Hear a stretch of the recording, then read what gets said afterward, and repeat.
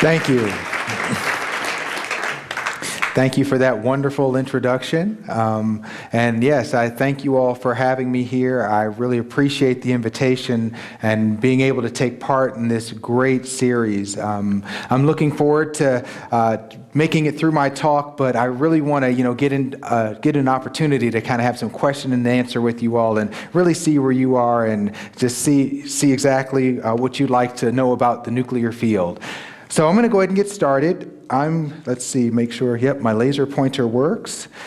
And I'm going to give you a little bit of background about myself. But just to give you some notes, what I would like to do is I do plan to talk about the future of nuclear research, but it makes so much more sense to have that in context with where we've been and what the big storylines have been. So I'm going to spend a little bit of time in the beginning kind of setting that stage. And so once that stage is set, then the future directions will be a little bit more apparent. So here is me in a nutshell, me in one slide. As you see, I'm pretty linear in my background. It's actually kind of funny. When normally you'll have a PhD stand before you and talk, and some of you all with PhDs in the room will agree. Normally you don't have someone with bachelor's, master's, and PhD all in the same field. It's actually funny. When I graduated from high school, I've told a few people that my very first A in a science class was in physics in high school. I had my share of lower and much lower grades in science, and all of a sudden the light turns on when I'm in physics. And so, my guidance counselor said, "Hey, you can be a physicist, or you can take physics when you go to college or nuclear engineering." And you all can see that I chose nuclear engineering. And it's really funny because with all of the degrees that I have and credentials, my wife still finds it amazing that I cannot remember that it's trash on Tuesday, recycle on Wednesday. Trash Tuesday, recycle Wednesday. So in any case, just to give you a little bit of a backdrop. But yes, this is me in a nutshell. And so what we see with this slide is that I've been a few different directions, with my nuclear engineering background.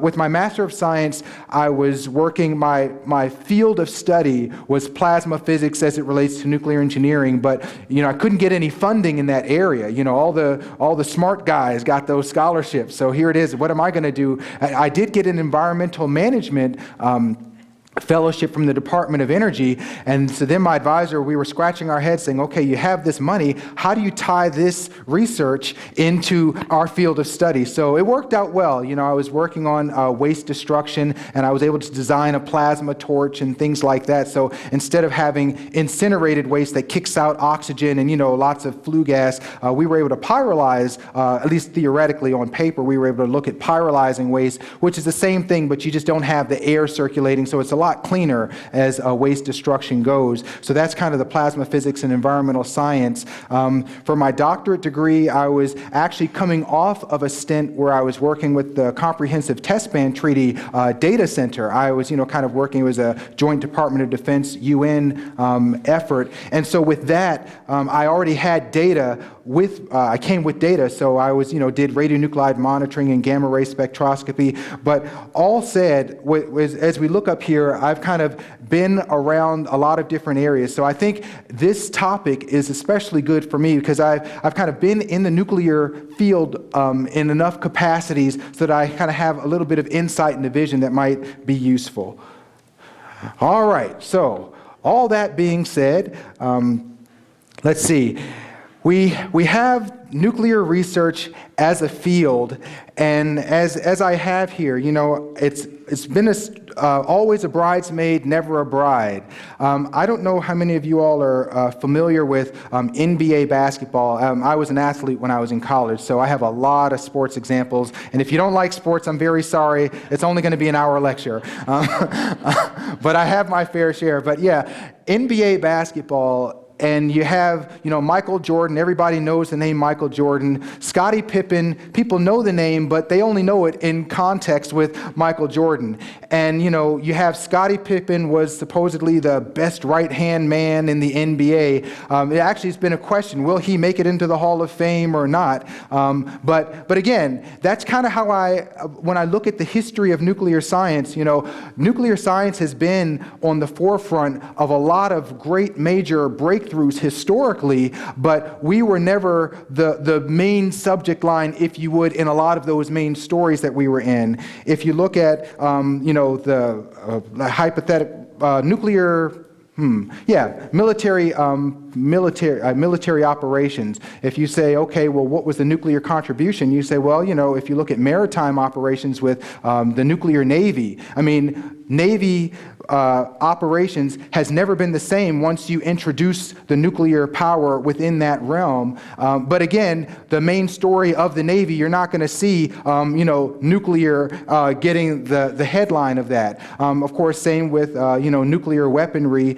That really revolutionized how diplomacy is done in the world, military operations. So again, we have always been there at the forefront, but we haven't necessarily been at the forefront enough to get that storyline.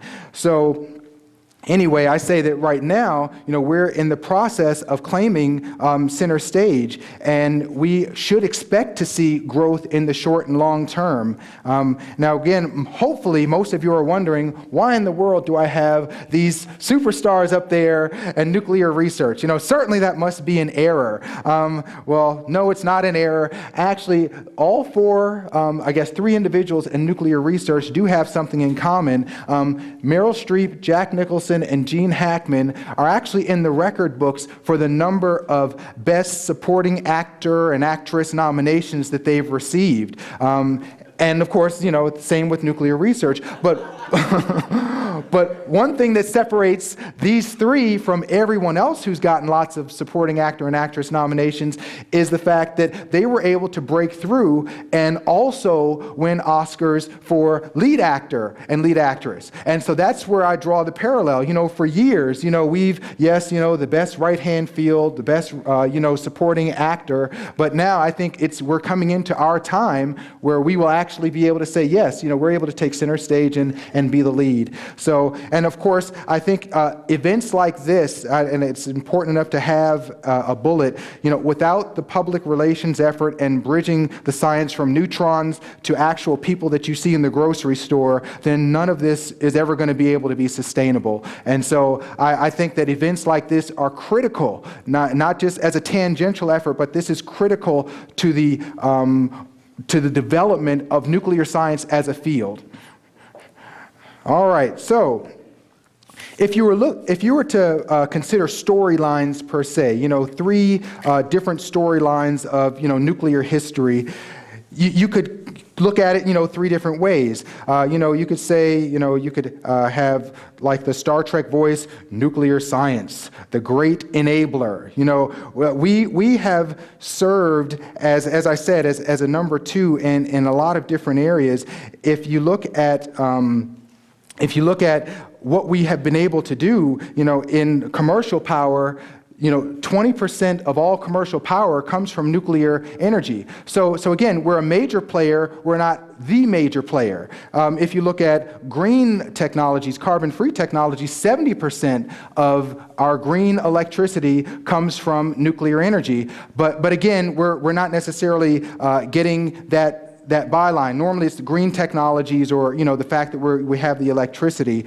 Another viewpoint could be, of course, as we know, you have to talk about, when you talk about nuclear science, you have to talk about kind of the blemishes as well, and, the weapons of mass destruction and Chernobyl. And I put 3 Mile Island in parentheses, and I did that intentionally because I think it's important for us to realize as we look at the history of the nuclear field in context, the blemishes that we have from Hiroshima, Nagasaki, and Chernobyl are far different than the blemish of 3 Mile Island. It was certainly a significant event that occurred in 3 Mile Island, but if you look at the actual consequence of the of the of the event, you'll see that, well, number one, and again, this is checking EPA records, Environmental Protection Agency records, Nuclear Regulatory Commission records, Health and Human Services.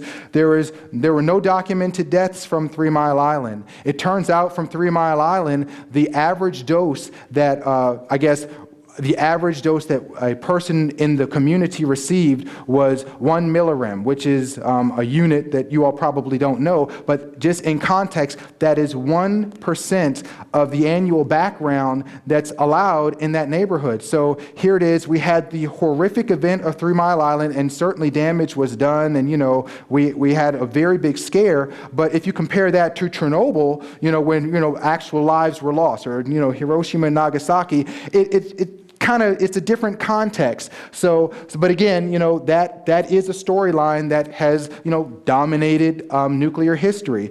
And then, of course, we have Viewpoint, or, storyline C, that nuclear science is kind of the birthplace of new science. When you start looking at quantum mechanics and accelerator research, these are just a couple of the areas. I could go on, but it's actually interesting. Of course, my background at MIT, the background at the Department of Energy, both organizations, and I'll throw in, the California system, will claim, some ownership of the #1 technical status, the #1 technical institution, and they all have different ways that they measure that. But one way that I find interesting is it's not, how many publications that we have or how many patents do we have, but I think it's MIT that they say we measure our success by how many patents have been based off of our patents.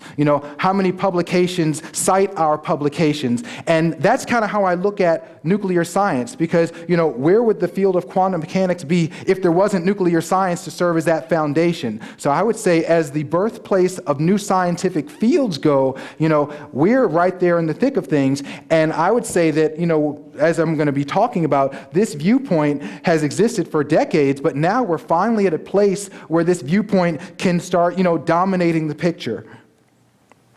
So why has this viewpoint been muted? Well, of course, obviously, when you start talking, comparatively, events related to Viewpoint B, which is, nuclear weaponry and those kind of things, that's, that grabs the headlines, 800-pound gorilla, and those memories, and, 3 Mile Island, if it was a major risk or a minor risk or whatever, that's still, that emotion of fear still relates. I mean, that's something that's going to be there. If it was, real, a warranted fear or not, it doesn't matter. The fear is, perception is reality. And so that is one reason why, it's been very difficult to get Viewpoint C to the forefront, because you have Viewpoint B dominating the picture. And similarly, if you take that 800-pound gorilla out of the room of, Viewpoint Viewpoint B with the nuclear weaponry, then you have a situation where Viewpoint A, is what people will really refer back to. When you say nuclear, again, normally, if I go to the supermarket and I say, what do you think of when you think of nuclear science? Of course, nuclear weaponry is number one. And I say, okay, well, don't say nuclear weaponry. That's not a good answer. Then they're probably going to talk about nuclear reactors. They're going to probably talk about nuclear in the military, nuclear powered subs. Rarely will someone say, oh, of course, nuclear science, plasma engineering, nuclear science, quantum physics. Actually, I was talking to someone about, nuclear's role in the quantum mechanical world, and they were like, oh, the airline? And I was like, no, that's Kiwanis. I mean quantum, But again, this is just the world we live in, and that's okay. There is a place where both worlds can meet in the middle. So again, when you start looking at that Viewpoint C, because of, kind of the way things have been technically, historically, it's been pretty opaque, and you need an advanced degree. Actually, I will just say, with my work with the Discovery Channel and with the Science Channel, they've asked more than once, oh, Dwight, so say on camera what it is you do. You have 3 sentences. And it's actually quite challenging. You start talking about neutrons and neutrinos and leptons and all those things, and these are things that cannot be touched. They can't be really experienced and those kind of things, which is, I will say parenthetically, why I got into all the sports examples, because everybody knows knows about dunking a basketball, spiking a football. But again, it's very difficult to get Viewpoint C forward, even, I guess historically. But again, that is changing. All right, well, why is this dynamic changing? Well, number one, by and large, we've had a pretty benign history as of late, Hey, this is great. We haven't had any reactors melting down, no Chernobyl. I guess that event was, 20 some odd years ago. And again, while that was significant, while I'll just say, when I was doing my comprehensive test ban treaty monitoring and I was, working there, the effects of Chernobyl, here it is, I was working there in the late 90s, coming up on 2000, the effects of Chernobyl were so significant environmentally that it was challenging just to do my job. And let me just take a step back again. The comprehensive test ban treaty, for those of you who might not know, I'm sure most of you know, but that's a treaty that the U.S. has signed and not ratified. A lot of countries in the world have signed and ratified it, and there are a few that have signed, not ratified, what have you. And basically, that's the treaty that says, hey, no more nuclear weapons testing. And, for some people, they say, hey, well, that makes sense. We're not doing any nuclear weapons testing anyway. Why don't you just sign it and, make it into law?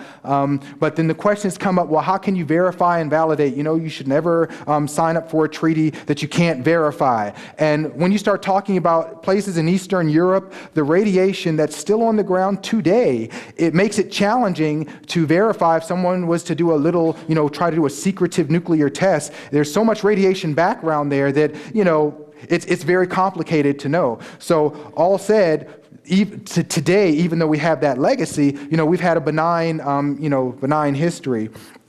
And I would say that the nuclear science supporting role is becoming more understandable as we start looking at some of the examples I'm going to talk about. Some of them, we are still a supporting role, but we are going to be the supporting role as a nuclear community that makes sense, that somebody can sink their teeth into, and, it can be some other field that someone's trying to wrap their mind around.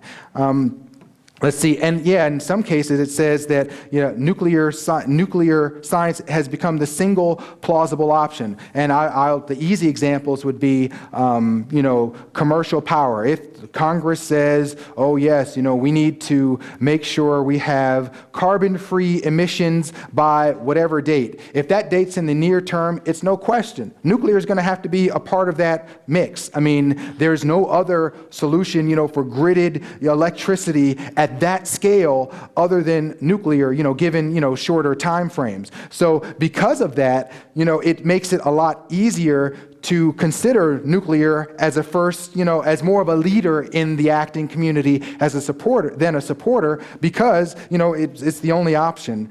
And let's see. And we're having the increasingly tangible results. And I would say the educational background seems to be going up. So it's, people are a little more comfortable when you start talking about, subatomic particles. They might not understand all the details, but they can understand that proton is positive, P and P, neutrons are neutral, and so, but again, so things are moving forward in that direction. And let's see. Oh, it's important to say with this personality makeover, in my opinion, this is kind of an external perception of personality when it comes to being this personality makeover. I don't necessarily see that this new personality, this new face of nuclear engineering and nuclear science is actually new. It's always been there. It's just been a matter of making sure that it comes to light in the way that it is today. So, given all of that as a historical context and background, the question is, well, what is the new face of nuclear research? And so what I'm going to be talking about is just different areas where the new face of nuclear research is taking root, and what nuclear research you all might be, if you're technical, what you might be participating in tomorrow, or if you're not technical, what you might be reading about in the newspaper or hopefully talking about in the grocery store with someone tomorrow. And so we're going to just kind of walk through the different storylines. Nuclear science is taking our world to the worlds beyond. We're doing a lot of great work with NASA things, and when you start looking at some of the timelines that are proposed, it's pretty amazing to think all of the nuclear work that's going to have to go into this effort. Next, we can see, making the energy green and greener. There's some reactors that are on the horizon, accelerator-driven systems specifically, and it's just amazing how much sense they make, how elegant they are, how safe they are. Actually, they're a lot safer than you would say with even traditional fossil plants, just a standard coal-fired, what have you. Certainly, the nuclear medicine is always going to be there, but we've made such advances, coming from the accidental discovery of the X-ray, putting all of the good minds to work on that problem. We are actually I would not be surprised if, people in the room today haven't already benefited from nuclear medicine, either in a diagnostic capacity or a treatment capacity, but it's just so much so the tip of the iceberg. And finally, of course, making the world safer. We have all this materials, we have people with bad intentions in the world, and so yes, it takes a nuclear scientist to help foil the efforts of a nuclear scientist with bad intentions. So, that's going to be something, and these are all storylines that once you get rid of the 800-pound gorilla in the room of, the stain of nuclear weaponry on, the world's history, these are what's going on in the nuclear world right now, and this is what's going to be going on tomorrow, and these are the kinds of things where I could see, funding being established in a way so that, I can just take a step back. It's interesting to think, during my lifetime, I've heard lots of saber rattling, being in the D.C. area. You'll hear saber rattling, be it from a congressman or somebody who's important, saying, we need to eliminate the NASA as a body. NASA needs to go away. Or during one time while I was thinking about working at the Department of Energy years ago, we need to eliminate the Department of Energy as an organization. But you never hear that about the Department of Defense, because people say, well, what nut would, get rid of all of the military and everything that the military does? And that, to me, is where nuclear science can be. If you have the right set of circumstances, which I think we're on the verge of, and nuclear science is contributing in so many areas, then it can be a situation where you say, there's no way we would want to take a step back from this compelling output that we're getting. And ultimately, that sustained support by way of funding and, legislation and all those things that you think of when you're in D.C., can make it so that somebody says, I'm willing to, as a commercial entity, invest in the long-term longevity, if you will, of this field. And that's something where, we haven't really been able to do that because, this year we're doing this, 4 years later we're doing that. Oh, it's another election and we're doing something else. But just like the Department of Defense, I believe nuclear science can have the staying power so that we don't have that problem. So we're going to start walking through one by one. All right, NASA. 2010 solicitations. To be quite honest, this is a solicitation that actually closed just last month. So this isn't something, on the one hand, I saw a lot of, when I was doing the research for this part, saw a lot of NASA solicitations, and things that were going on back in the early 2000s, the late 90s, and then you say program canceled, et cetera, et cetera. This is back on the forefront again. It was alive, it died, and now it's back alive again. So that's actually a big deal. But yeah, we see space nuclear power systems. So I guess the question is, as you look at this slide, hypothetically, if you said, you want to put a colony on Mars, hypothetically, what's the best way to get electricity to your people on the colony on Mars? And NASA, by way of this solicitation, is saying at least one of those forefront considerations is nuclear power. And to me, as a nuclear scientist, that's pretty amazing. Number one, I would say, that makes sense. Certainly you could put a wind farm up there, but, we have trouble enough trying to get wind energy from wind farms here. It's not a slight against wind farms. It's just, just the nature of what wind is. Solar panels, we are kind of a little further from the sun, when you're on Mars. So again, nuclear seems to be the best answer. So I'm just really great that as an entity, NASA agrees with that. So all said, if you're trying to get your, colony on Mars, then you want to have, as it says, you want to have the ability for your crew to have, long-term habitation and operations and things like that. And they get into the power levels. And, for those of you all with nuclear backgrounds, you could say, yeah, that's doable. That's a good first step. I know that if you start thinking of these power levels, nuclear reactors on university campuses are, maybe from 1 megawatt, which is 1,000 kilowatts, up to 5 or so megawatts or so. So again, we're not talking a lot of energy here, but they're saying that even if we have these little itty-bitty, mini nuclear reactors in outer space on Mars, then it's enough to at least get the ball rolling. And nuclear is the way to go with this, as being, having the mind of NASA. We don't want to talk about coal-fired plants or diesel or whatever. Nuclear is the way to go. And so, again, I think that's a very big deal when you start saying, okay, well, if they are successful and if they get the right proposals, then this will truly be the talk of tomorrow. So let's keep on moving here. Nuclear thermal propulsion.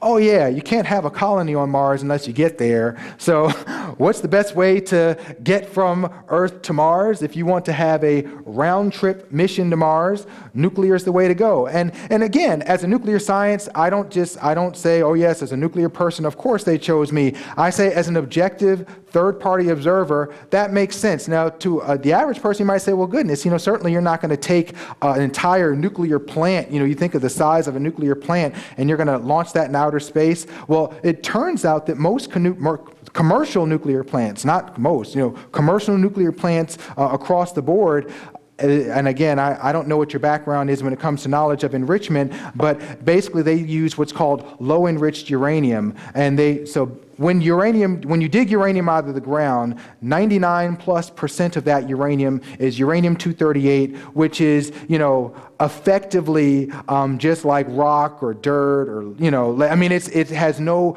real value, immediate nuclear value. Less than 1% of of the uranium that you dig out of the Earth will be uranium-235.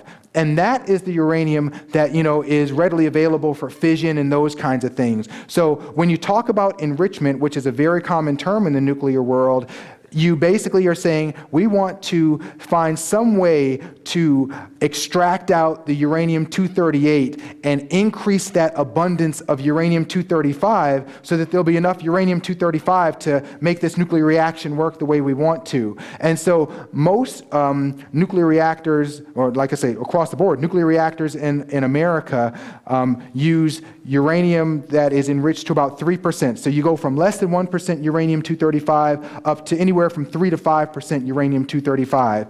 And then, if you start looking at military nuclear reactors, then you are looking at, for like a naval nuclear sub, now you're looking at high enriched uranium, and this uranium, they've extracted so much uranium-238 and put in so much uranium-235 that now you're at about, 90% in some cases uranium-235 for these military, power reactors. And once you get that much uranium-235 together, then it can be extremely compact and very small and dense. So that's when you start talking about payload to launch mass ratio. Well, yeah, you can have a lot of payload without a lot of launch mass, because instead of having a whole lot of, liquid fuel and propellant and all that, you just have your one densely packed, nuclear reactor, and it says that they're trying to, use uranium-235 for that. It becomes a little more conceivable. And so in each case, the first one and the second one, nuclear science, it's an understandable role. It kind of just makes sense, and that role is significant. So no longer are we the esoteric, cousin talking about quantum physics, which is still very valid and viable, but now this is something that you can see and touch. So this is just an initial point of departure program plans slide from NASA. And so the way I understand this, from what I've seen of NASA, this is nothing to be put in stone. This is not for congressional record or something. This is just a nice, unique way to say what their plans are. Hopefully, I'm not the only one who can't read all the fine print over there, but I will help you along. Basically, it starts at 2011 next year and goes to 2020, and so things that are on this side are what you would say are the, quote, ultimate goals when they are saying, well, what is kind of our thumbnail sketch of what we want to be doing in 2020? I'm going to highlight that area right here, and so then I don't know if you can see that, but this actually says this nuclear thermal propulsion. So their goal is to, by 2020, at least right now, 2020, in 10 years, they're looking at having rocket propulsion systems, if you want to colonize Mars, empowered by these nuclear reactors, densely packed uranium-235. That is staggering. As a nuclear scientist, and you say, can you imagine all of the research that needs to go on in order for this to happen by 2020? I mean, that's incredible. There's going to be a significant effort research-wise when you start talking about the future of nuclear research. I mean, sink or swim, in order to get to this red circle right here, a whole lot has to happen. So all said, I mean, that is just, like I said, one of the areas of nuclear research that I think is going to be significant. The accelerator-driven system, and this comes to improving the nuclear fuel cycle, this is actually one of the best ideas. I mean, yes, I love fission reactors, the current state of reactors. I love the idea of fusion reactors, which is using various forms of hydrogen, which, you have standard hydrogen, you have deuterium and tritium, and as I was describing earlier, it's basically three varieties of Cheerios. You have regular Cheerios, Honey Nut Cheerios, and, multigrain Cheerios. That's the three different isotopes of hydrogen, and you use these various isotopes of hydrogen to make energy when you're talking fusion, and it's great because it's clean or whatever. Now, this is, in the near term, to me, a little more realistic goal. We haven't really achieved fusion on a sustainable level yet, but we're making great progress. But in the meantime, we can still use these ADS systems to at least keep the ball moving forward. And so it was proposed in the 90s, and basically, when you start looking at nuclear reactors, every nuclear reactor, by and large, once you turn it on, it's a closed system. So you have this closed system nuclear reactor, and that means that based on the uranium that you have in there, you have everything that nuclear reactor will need, all the supply of neutrons, which is kind of the oil and the gasoline that keeps all the reactions going. They exist in the reactor from the beginning, unless you do refueling and all that kind of stuff. Now, when you take the nuclear fuel out of the reactor, by and large, you're not taking it out of the reactor because there's no useful neutron generating capability left. You're taking it out because there's so much other gunk and muck in there, fission products and all these other things, that it's just not efficient to keep the reaction going with this. It's better just to put a whole new set of fuel in there. Well, what the accelerator-driven system says is, hey, why don't we build a reactor that from the beginning does not have enough neutrons to work on its own. The benefit of that is, if somebody does something crazy, then you can't melt it down because there weren't enough neutrons in there to make it go by itself anyway. And then they say what we can do is we can have this accelerator system, which is a whole nother physics apparatus, and we can have this accelerator system to serve as the injection point to put neutrons in as you need it. And I guess one way to think of it is like, if you have a company and you have, your accounts receivable and you have your accounts payable, and sometimes you say, okay, well, I don't want to just have all my deposits. I mean, ultimately, money's going to leave through accounts payable anyway, so somebody might say, well, why don't you just put all your money into the accounts payable account? And it's like, well, bad things can happen if you just have that big lump sum of money in accounts payable, and that's the same thing that can happen. Bad things can happen if you have all these neutrons just hanging out in the reactor, and if somebody, does something crazy and safety systems might break, even though I will say historically, that has not been the trend at all. But, you start thinking, worst case scenario. So now in the worst case scenario, there will never be enough neutrons in here to have what's called an excursion, bad situations, meltdown or whatever. And then another benefit is that when it comes to the muck and the gunk that, makes it so you want to take fuel out of this reactor anyway, it's like, well, just leave it in there because we're not impaired by that muck and gunk anymore. We're getting our critical neutron supply from this external facility anyway. So what that now means is you don't have to take what would have been good fuel. You could have recycled it. You could have done all these other things with it. We just leave it in the reactor and just continue to burn it until there's truly nothing there using this external source of neutrons. And, again, it just makes sense. If as a scientist, if there's some way I can make it so that this reactor is safer, I'm all for it. I'm sure the public would be as well, Congress and everyone else. So anyway, that's useful. And it's interesting to see the U.S. We really haven't gotten on board with this. Basically, let's see. All right, I'll wrap this up soon.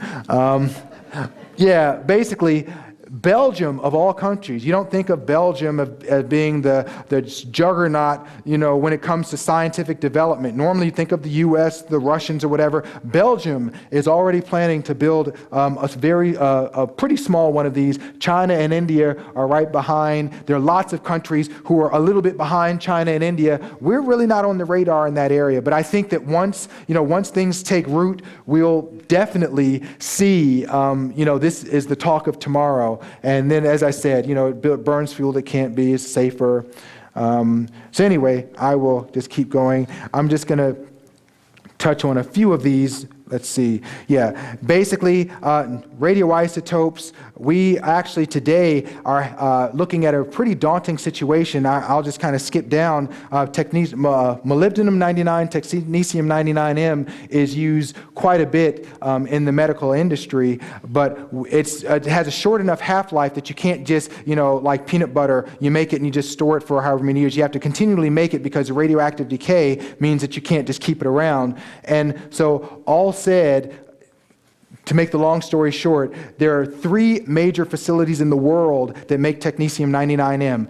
Today, one of them is offline, broken down. One of them is so sporadic, it's like, driving around your 1970 whatever Ford Pinto, and and it's like you don't really want to depend on that. And you have only one source of this in the world, and these accelerators can really help in that area. Very important, beam therapy, and I tried not to have squiggly lines in this, I promise you, but it turns out I do need to have a few. Basically, it turns out that if you want to use radiation, X-rays or something to kill a tumor, then you need to you have your tumor here, and X-rays are neutral. So basically what happens is you have your X-rays and you have to hit that tumor. If you want to kill the tumor here, you have to hit it with X-rays from every different angle. And you could actually, of course, theoretically just use X-rays from one angle to kill the tumor. But then, of course, as you know, with radiation, you're killing the healthy tissue in front of that tumor and behind that tumor. So you say, well, it's better just to kind of hit it from all angles, and that kind of diffuses out the radiative damage on the healthy tissue. Well, when you start looking at new beams options, photons are, like I said, with the X-rays, that's what the photons are, but you have protons and ion beams, and these are heavier charged particles that give you some options. Basically, what this chart shows is kind of what I said, X-rays are pretty consistent. They're going to kill tissue pretty effectively before you get to the tumor, during the tumor, and after the tumor. They're actually killing more tissue in front of the tumor than they do during the actual tumor itself. The good thing about protons and ion beams are just based on the physics. It turns out that, you do have a little bit of tissue damage early on before you get to the tumor, but overwhelmingly you have this big spike, and all of the, not all, but just about all of the cell killing power of the beam is deposited almost like a time bomb inside the tumor itself, and then you see it kind of tails off. It's next to nothing on the after you finish. So all said, now if you start, and I'm just going to read through some statistics. It's still in the trials phase, even though it's been around for some time. But basically, if you start looking at melanoma of the eye, people who've gotten this proton and ion beam therapy have had a remission rate of 95% after 15 years. Carcinoma of the head and neck, remission rate of 94%. People who had cancer, 94 out of 100 of them, 15 years later don't, who've been through this therapy.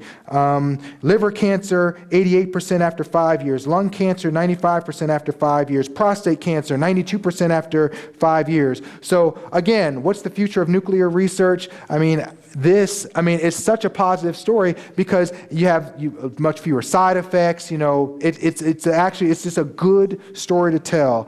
And let's see. I don't know. Looking at the time, I might just go ahead and call it here. And then we can, if you have questions about detecting weapons of mass destruction, I can speak to the slides if they come up. But I just want to make sure, like I said, I have time for questions. So I'm sorry for not timing the talk as well as I should have. But hopefully in the information you got, there's something that sticks for the technical people and the non-technical people. So thank you.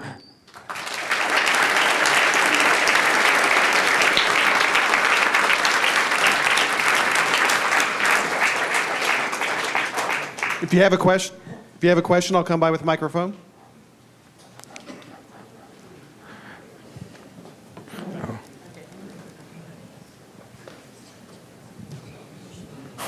On the slide on the ADS system, Yes. did it say that would does it make the waste stuff that's burning, that it's using as fuels, does it make it safer? Well, actually, the safety is the fact that you can actually just leave the waste in there and burn it up. It turns out a lot of the waste, the overwhelming majority of the waste that's buried in the ground is what and I guess, I don't know if I put the term up here, well, basically, minor actinide waste. And so basically, this actinide waste, is going to be around for 300,000 years. And so you basically have the opportunity to burn up a lot of that waste. And you still, certainly the waste that you have left over is not going to be around for 300,000 years anymore. It'll be around for maybe 500 years, which is still an extremely long time, but it's not 300,000 years, So that is where the safety comes in, because now you're not talking, 10 to the 5th number of years. You're only talking, 500. Thank you. Sure. Yeah, I was wondering if you could go into a little bit more depth on why ions and protons are more effective at treating tumors. Sure. Basically, it comes down to what's called linear energy transfer. And more or less, it's kind of, in English, basically what you have is, when you have an ion or a proton, they deposit more energy the slower they go. So that means that if you have an ion who's coming in at the same speed as an X-ray, that X-ray is neutral and it's going to just zip through, almost like, the speed motorbikes, no matter what.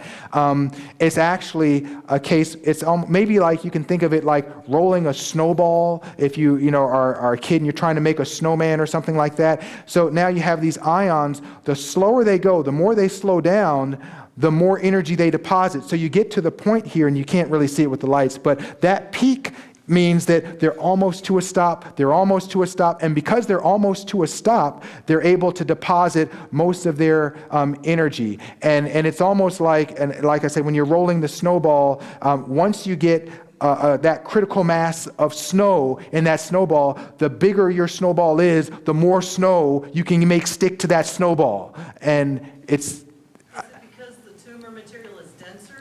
No, it is strictly because of the properties of the way ions lose energy. So again, it could be tumor material, it could be just about anything. When you have X-rays, they're just going to zip through because they can't tell one thing from another. But the big and charged particles, they just, when they slow down, they just get a lot, I guess you'd say, clunkier, clumsier, and they just bump. And actually, I guess...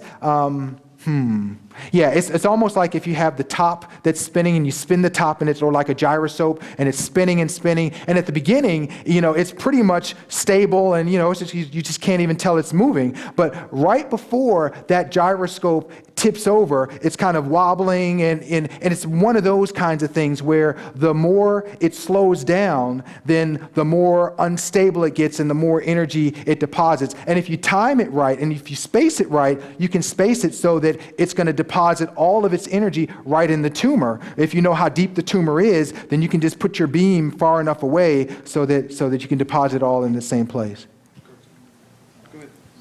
Yeah, you talked about fusion, and just was going to find out if you could go more into the process and how far we are off from sort of a cost-effective way of the process of hydrogen fusion. Okay.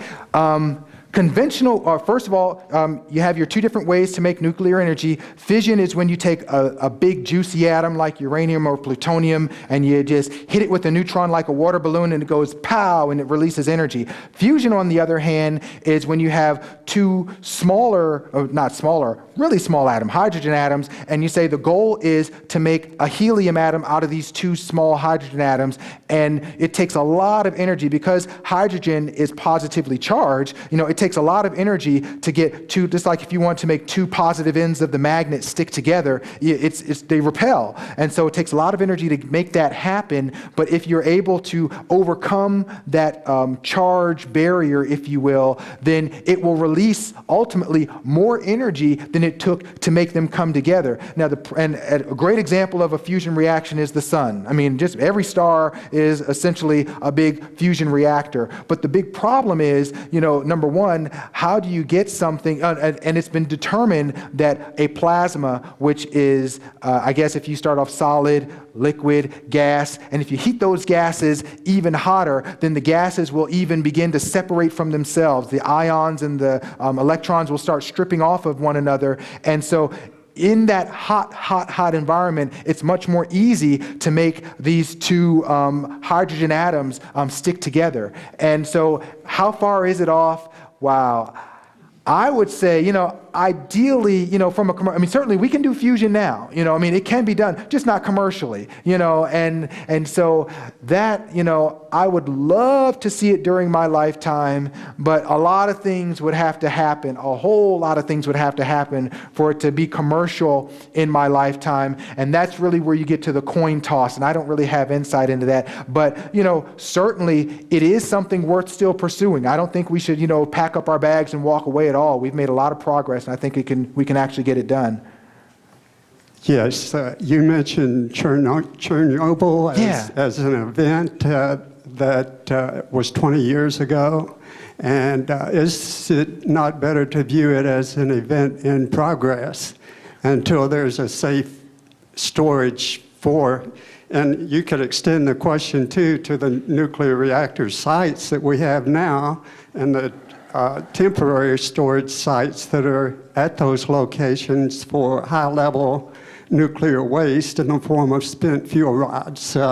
Wouldn't those be events in progress until there's safe, permanent storage for the high-level nuclear waste? Yeah, I hear you with that. I would say, Chernobyl, when I was looking at the 20 years, that was just when I was monitoring, doing the CTBT stuff. But getting to your point of, the fact, the bottom line is, for those of you who don't know, it turns out that when people way back when were agreeing to build nuclear reactors, the government said, hey, we're with you, we have your back, and you're not going to have to worry about figuring out what to do with all this muck and gunk that comes out of the reactor. We're going to take care of that for you. Kind of like Y2K, that didn't really happen as everyone planned, and as you know, I guess most recently, the consideration was going to be Yucca Mountain, and it doesn't look like that's going to happen the way things are looking now. So if you're a nuclear reactor operator, you're like, hey, we are generating power. We're not going to shut the system down because our people need electricity. But, as a byproduct of generating this power, we have this high-level radioactive waste that we weren't really prepared to hold on to. We have places you can put it, but it's not really as secure as you'd want to have it. And so with that, I mean, who knows what the correct answer is going to be at some point. I mean, right now they have different places. They can shove it here and put it there, whatever. But at some point, you're going to reach a point where there's not going to be enough space to, safely house it. And I don't know what the plan is. I'm not a decision maker, in that. That would probably, belong to the Nuclear Regulatory by way of, EPA Commission might have a role in that. But yeah. That's a real tough situation. I don't think it's necessarily the same kind of risk as Chernobyl per se. Number one, it is more secure than Chernobyl. I mean, Chernobyl was, a really shining star on what not to do when you have, nuclear. They didn't have like a containment building, so more or less it was effectively, not really, but it was effectively, you basically have your nuclear reactor in the equivalent of a building like this or a gymnasium or something like that. We in the U.S. have containment, those kinds of things. So we're not going to ever have a Chernobyl type event in the U.S. in my mind, but all said, I do see your point. I had a question. When you were talking about civilian nuclear reactors earlier, you mentioned that the uranium was usually, 3 to 5%? Right, enriched, yeah. So in his more semi-lucid moments when Mr. Ahmadinejad of Iraq boasts that they've done it to 20% and he's going up from there, he really isn't heading for civilian nuclear power. Am I correct? That's a fair question. I mean, truth be told, I mean, if you start looking at the enrichment process, it takes more work or as much work in a nuclear sense to enrich uranium from that natural state where it's 0.7% uranium-235, 99% U-238. If you want to go from there to 3%, that is as effort intensive as it is to, once you already are at 3%, to take it up to 90%. So, and actually, it's useful to also know demonstrating the ability to enrich uranium from, because normally uranium comes out 0.7%. If you take it to from 0.7% uranium-235 to 0.8%, and you just enrich it that 0.1%, you've already demonstrated the technical capability to enrich it all the way. There's no, real mystery magic. Once you can do it a little bit, you can do it a lot. So Ahmadinejad, saying, as you were saying, we want to enrich it for reactors. Enriching it to 3% in a lot of people's minds is just as questionable as enriching it to 20%, 80%, or you name it, because you're demonstrating the capability. And once a person has the capability, it's very difficult to have visibility into what's going on. Due to the time, this will be the last question. When you're talking about nuclear-powered spacecraft, Yeah. It made me kind of nervous, because what would happen if there would be an accident and it would explode, like the Challenger? Yeah, that's true. And that is a great question, and I hope that question gets a lot of attention and a lot of funding. As a nuclear person, I don't know. I don't really know about rocket propulsion. That's definitely not my area. I would have to depend on NASA, with that. And that's a very fair question. You know what I'm saying? I mean, that's very fair. And right now, I haven't got a clue. I mean, but I will say, taking a step back, if you're using uranium and enriched uranium itself, and you probably won't be able to see this slide very well, but the bottom line, yeah, you might, you can kind of see it. It turns out that uranium and highly enriched uranium, if you just compare plutonium versus uranium, you might not know what all the squiggly lines mean, but the bottom line is there's not a whole lot of radioactivity in uranium per se. So if you had your nuclear reactor, getting launched into outer space and, the worst case scenario happens and it's a full up explosion, the amount of radiation and radioactivity that would result from that really isn't all that much. It would be totally different if it was like, plutonium. As you see, plutonium is much, and even the scales of these, you might not be able to tell, but the scale of this is much lower. So if you look at this comparatively, you're kind of in the lower end of the scale. So yes, it would be very bad, and of course that whole PR thing would be, bad, but I don't really suspect it would mean, major contamination of areas and loss of life. It would just be more of a nuisance and a very big black eye, for the community. Okay. Thank you, Dr. Williams. Hey,